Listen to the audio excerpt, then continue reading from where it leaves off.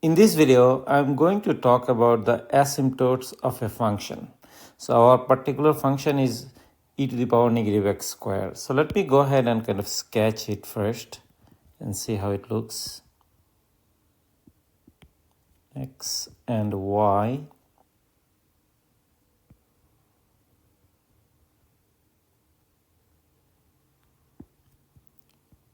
Okay, this is kind of how it looks like. As x goes towards positive infinity, right? The function value decreases, and x goes towards negative infinity, the function value decreases as well. So let me kind of explain to you how it works. So e to the power negative x squared, that's my function, right? So if x gets bigger and bigger and bigger, what happens? X squared gets even bigger, right? Which means e to the power negative x squared gets smaller. What does that mean? So look, e to the power negative x squared is actually 1 over e to the power x squared. You know, e to the power x or exponential function, it grows very, very fast. So e to the power x squared even grows much faster than e to the power x, right? So what happens to 1 over e to the power x squared? So if the denominator gets really bigger, 1 over the e to the power x squared becomes really smaller.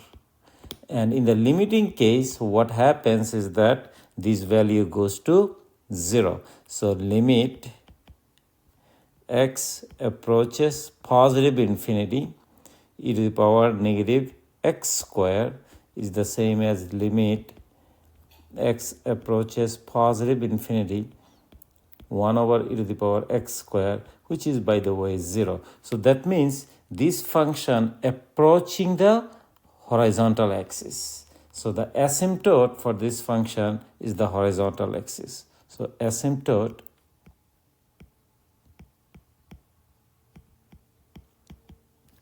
for e to the power negative x squared is y is equal to 0, or the horizontal axis.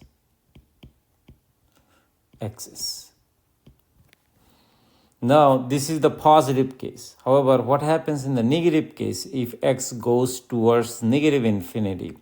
So, in that case also is the same.